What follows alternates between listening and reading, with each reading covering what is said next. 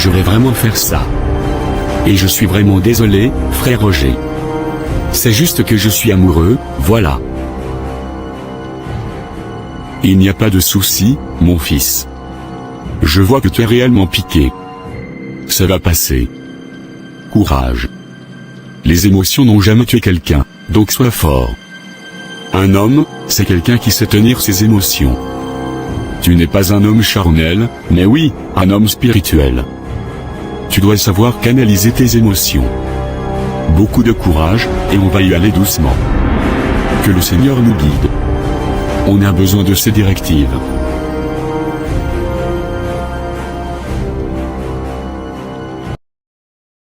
Ah. Je suis totalement déshydraté, affamé, épuisé. C'est horrible.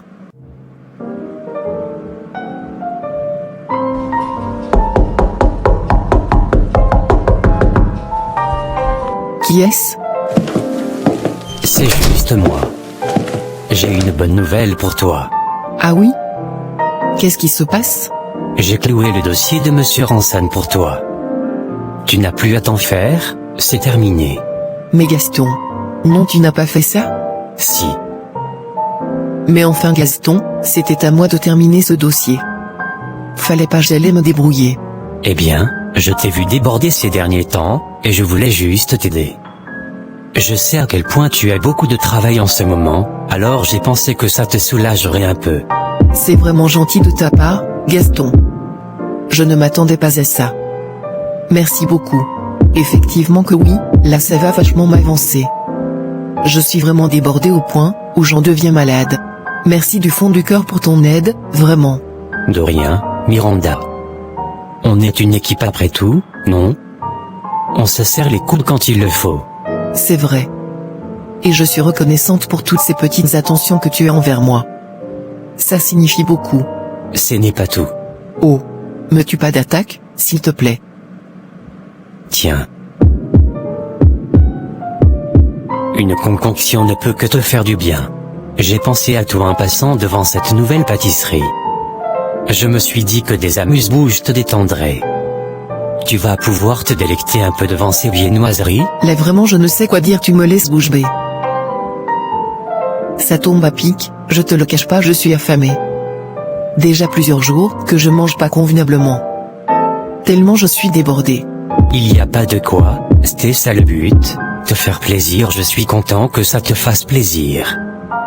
Tu sais, je trouve important de prendre soin de ses collègues, surtout quand ils sont aussi adorables que toi. Pourquoi tu me fixes comme ça? Qui ne prendrait pas soin d'une fille aussi sympa et talentueuse que toi? Tu sais, tu es vraiment attentionné. Comment as-tu su que j'aimais le chocolat? Je vois du chocolat, je ne crois pas t'avoir déjà parlé de mes préférences alimentaires. Oh, c'est juste une intuition. Je me suis dit que le chocolat était une valeur sûre, et puis, avoue que personne ne peut résister à une bonne dose de chocolat, n'est-ce pas? Tu as raison, le chocolat est irrésistible. Merci encore, Gaston, pour cette délicieuse attention.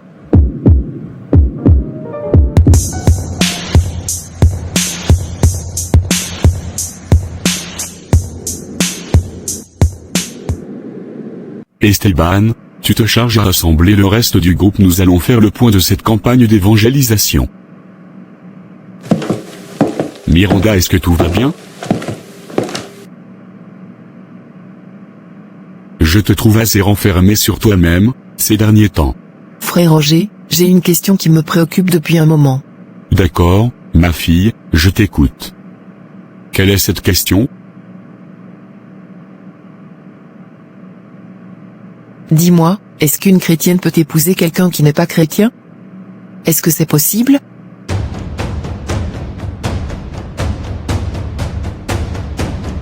Miranda, pourquoi poses-tu cette question? D'où te vient une pensée pareille? La Bible dit qu'il n'y a pas de rapport entre la vie et la mort. Un enfant de Dieu ne peut pas épouser quelqu'un qui ne craint pas Dieu. C'est ce que dit le Seigneur dans sa parole. Il dit de ne pas se mettre sous un joug étranger. Pourquoi un enfant de Dieu irait-elle se lier avec quelqu'un qui ne connaît pas le Seigneur?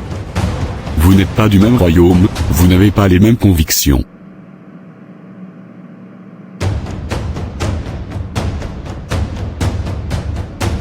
Toi, tu fais partie du royaume de la lumière et la personne n'a pas encore fait le pas d'accepter le Seigneur. Donc, elle est encore dans les ténèbres spirituellement. Un enfant de lumière ne peut pas épouser quelqu'un qui est dans les ténèbres. C'est la confusion totale. Lorsque toi tu voudras prier, ces démons commenceront à s'enchaîner sur toi, ça sera querelle sur querelle. Non, franchement, frère Roger, là vous exagérez. La Bible dit ceci, la Bible dit cela. Et si la personne est une bonne personne, qu'elle se comporte bien avec toi, qu'elle soit polie, qu'elle ait tous les critères avantageux, où est le problème? Je ne vois pas où il y a du mal sérieusement. Franchement, là c'est trop, je ne suis pas d'accord, c'est abusé, purée. Non, c'est trop. Franchement, oh non, la Bible dit ceci, la Bible dit cela. Non, ça suffit. Miranda, depuis quand tu commençais à mettre la Bible en doute, toi-même ayant vu ce que la parole de Dieu a fait dans ta vie? Qu'est-ce qui s'est passé? Non, vraiment, je me rends compte qu'il y a quelque chose qui s'est produit dans ton cœur. Dès qu'un être humain commence à mettre la parole de Dieu en doute, il y a un problème, c'est que autre chose a pris la place de Dieu dans le cœur de cette personne. Qu'est-ce qui se passe?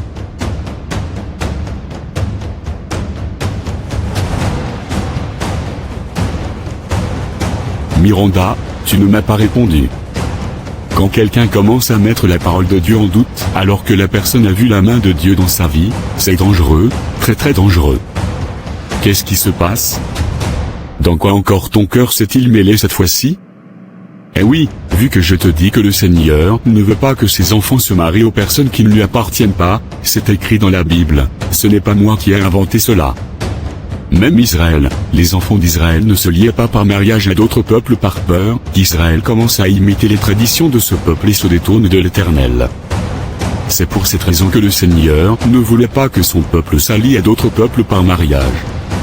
Regarde Isaac, qu'est-ce que son père lui avait dit lorsqu'il lui a envoyé aller chercher une épouse pour son fils? Penses-tu réellement que Rebecca était une païenne? Non, mais bon sang.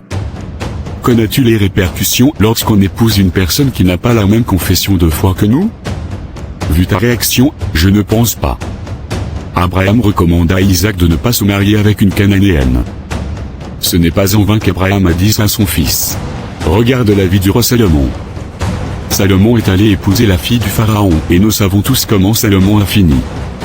Salomon a fini très mal dans l'idolâtrie. Pourtant, la Bible dit qu'il n'y en aura pas de roi comme lui juste par l'amour qu'il avait pour le Seigneur. Le Seigneur lui demande ce qu'il veut, et Salomon a demandé la sagesse, mais regarde comment Salomon a fini tout simplement parce que ces femmes, qui étaient des idolâtres, l'avaient détourné de Dieu. Si tu pars t'allier avec quelqu'un qui ne connaît pas le Seigneur, cette personne va te détourner du Seigneur, crois-moi.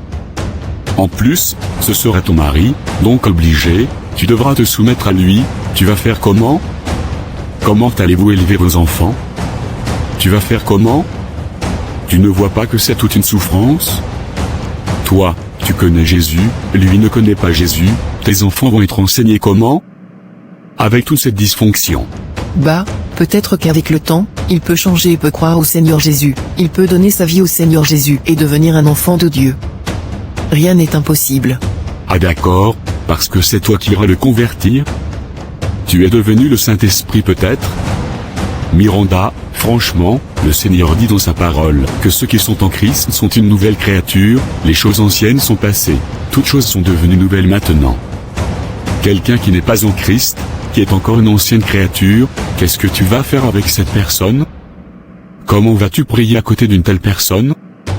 Tu dis à la personne, ne fais pas ceci, ne fais pas cela, ne bois pas, ne fume pas, ne mène pas une vie immorale, ne vole pas, etc.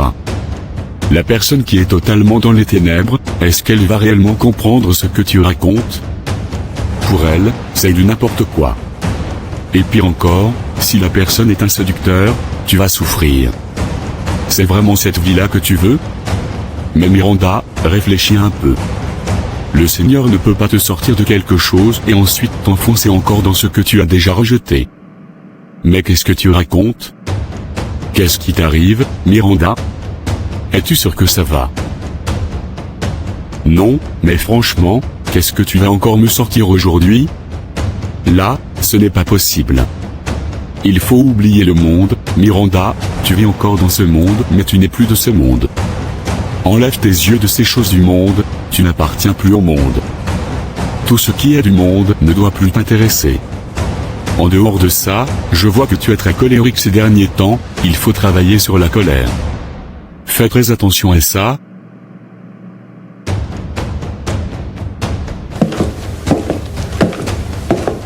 Esteban, dites-moi, vous avez rencontré combien de personnes aujourd'hui? Oui, frère Roger, jusqu'à présent, nous avons distribué des invitations évangéliques à un nombre de personnes et pour ceux qui avaient un peu de temps à nous accorder, on leur a raconté notre témoignage accompagné de l'évangile, donc voilà un peu. Ok, c'est très bien, c'est très bien. Sissoko, de quel côté est-il? Il est de ce côté-là, juste derrière toi, je le vois. D'accord, je vais aller le retrouver, je vais essayer de parler avec les jeunes que vous avez pu ramener. Ensuite ça sera tout pour aujourd'hui, chacun pourra rentrer chez soi. Il commence à se faire tard. Bonsoir, Miranda, comment vas-tu? Oui, bonsoir, je vais très bien, merci. Vous êtes? Je suis le frère Esteban, je suis souvent à l'assemblée. C'est vrai que je suis quelqu'un de très effacé, mais je suis de l'assemblée. Ah ok, je vois. Tu sais de quel côté est le frère Roger? Il est avec Sissoko et le groupe de jeunes. Ok, je vais pas tarder à y aller. Au revoir. Si tu veux, demain, on peut aller évangéliser ensemble. Non merci, je le ferai accompagné du frère Roger. D'accord, je comprends, il n'y a pas de souci. Je t'invite à t'abonner, à liker et à partager pour soutenir la chaîne. Merci pour ton soutien. Seigneur Jésus, je te rends grâce pour la vie, pour la santé, pour le souffle de vie, pour tout ce que tu m'as montré. Seigneur, je te bénis parce que tu as commencé à ouvrir mes yeux sur mon appel. C'est juste une grâce, car aujourd'hui je sais ce que je dois faire pour toi. Père, je te rends grâce, je te bénis pour ta sincérité, pour ta fidélité. Je te dis merci parce que jusqu'ici, tu m'as accordé la grâce de rester fort malgré les difficultés. Merci pour la grâce que tu m'as donnée d'être obéissant jusqu'à ce jour. Père, je te rends grâce infiniment. Béni sois-tu. Seigneur, je te recommande ma nuit et tous les membres de ma famille. Je prie que tu veilles sur eux au nom de Jésus. Amen.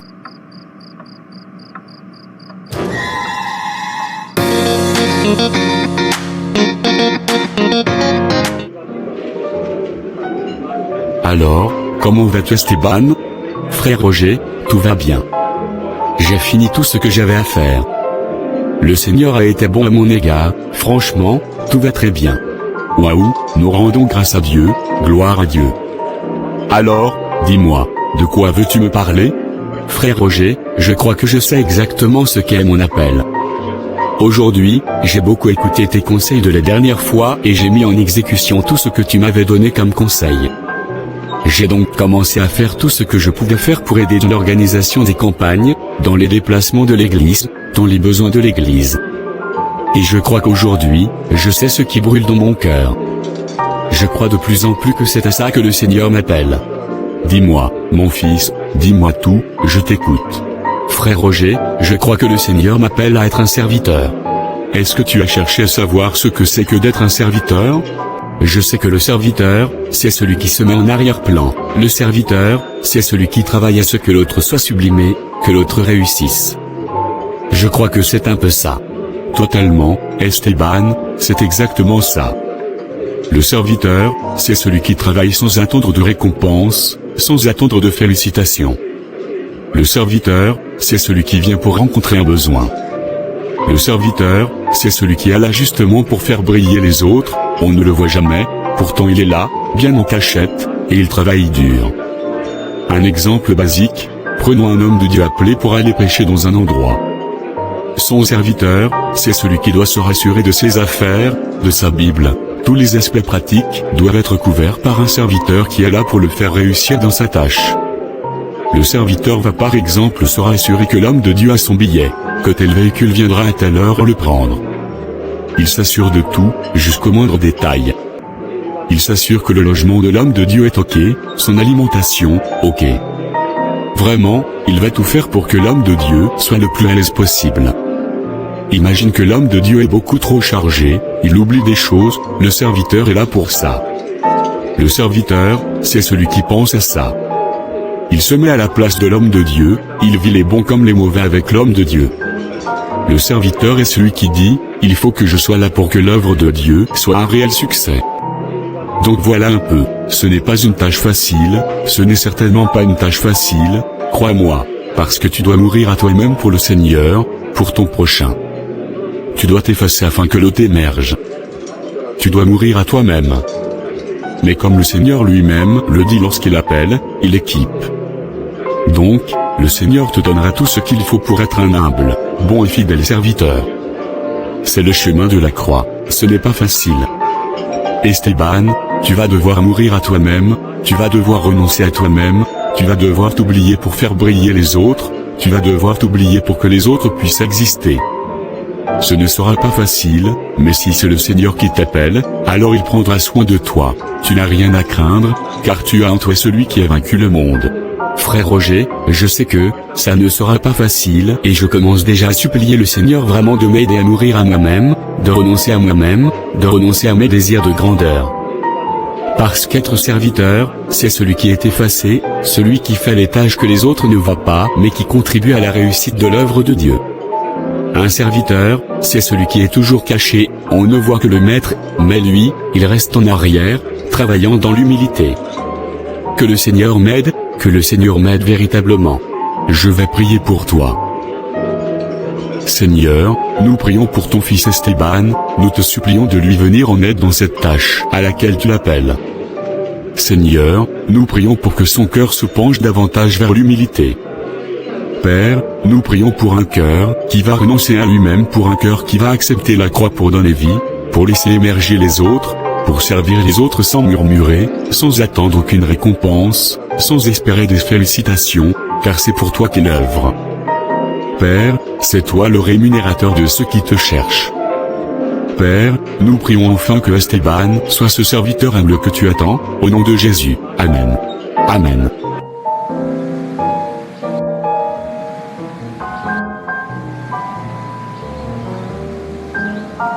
Waouh, frère Roger, ce lieu est tellement paisible. À chaque fois que je viens ici, j'ai juste envie de m'endormir, parce qu'il y a comme une atmosphère de paix, une atmosphère de gloire, une atmosphère de compassion. Waouh, j'aime énormément. Vraiment, merci beaucoup, gloire à Dieu.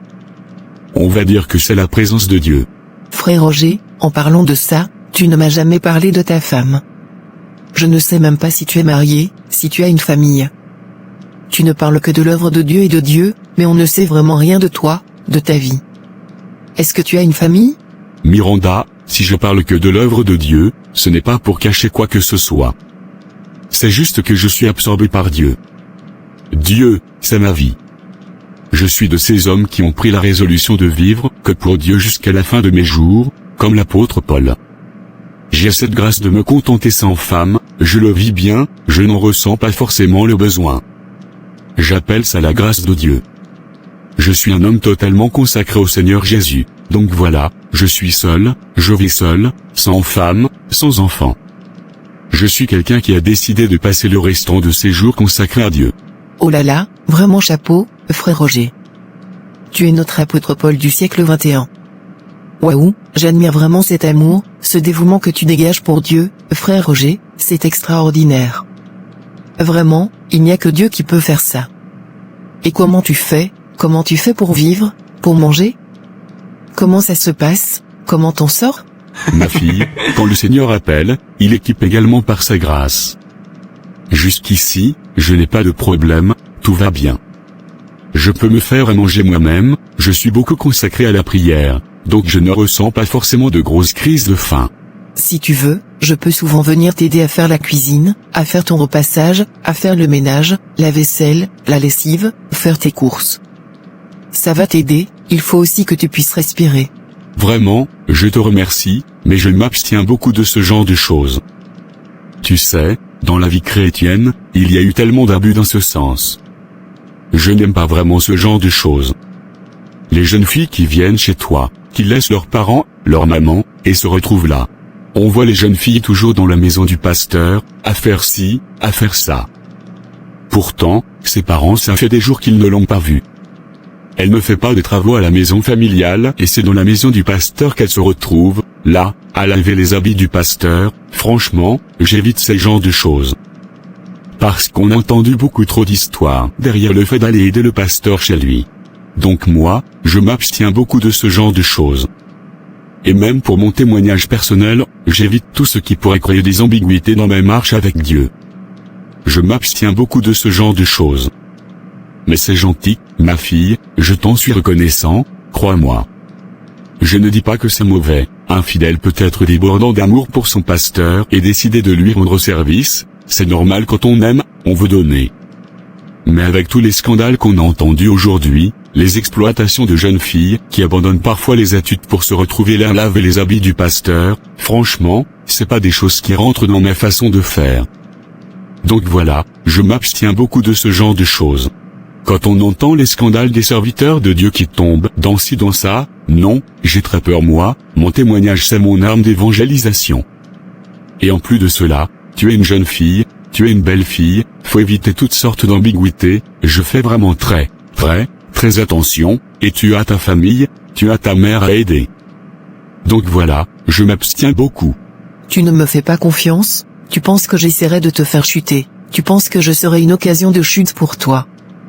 Merci de dire que je suis une Jézabel, qui est là pour te faire échouer dans ton œuvre, donc c'est comme ça que tu me vois. Non, Miranda, je n'ai pas dit ça.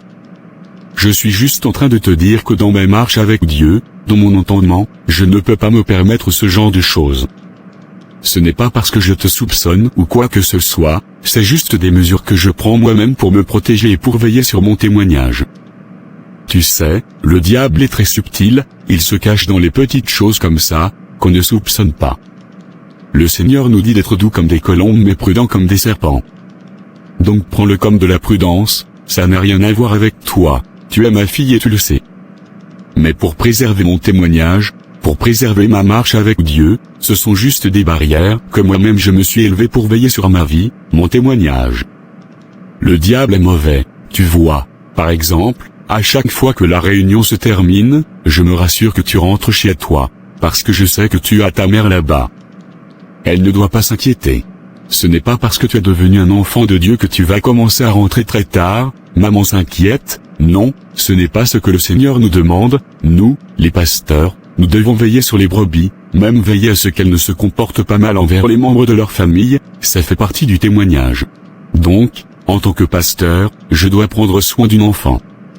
Je ne peux pas voir l'enfant d'autrui là, à des heures tardives, qui ne part pas à l'école mais qui est là en train de laver mes habits, faire le ménage comme une dingue, ça ne se fait pas. Je ne vois pas Dieu en train de faire ça.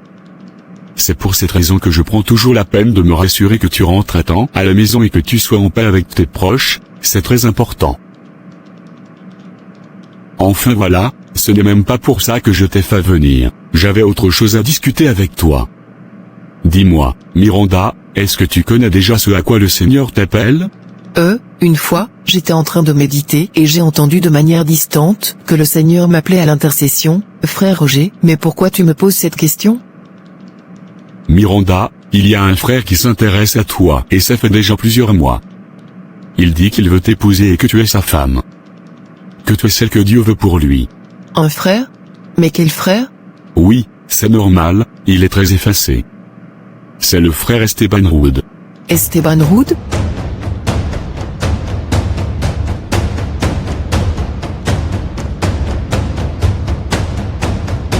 Bonsoir, Miranda, comment vas-tu ?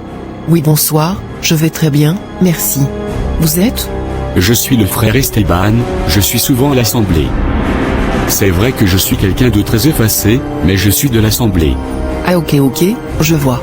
Tu sais de quel côté est le frère Roger ? Il est avec Sissoko et le groupe de jeunes. Ok, je vais pas tarder à y aller. Au revoir. Si tu veux, demain, on peut aller évangéliser ensemble. Non merci, je le ferai accompagné du frère Roger. D'accord, je comprends, il n'y a pas de souci.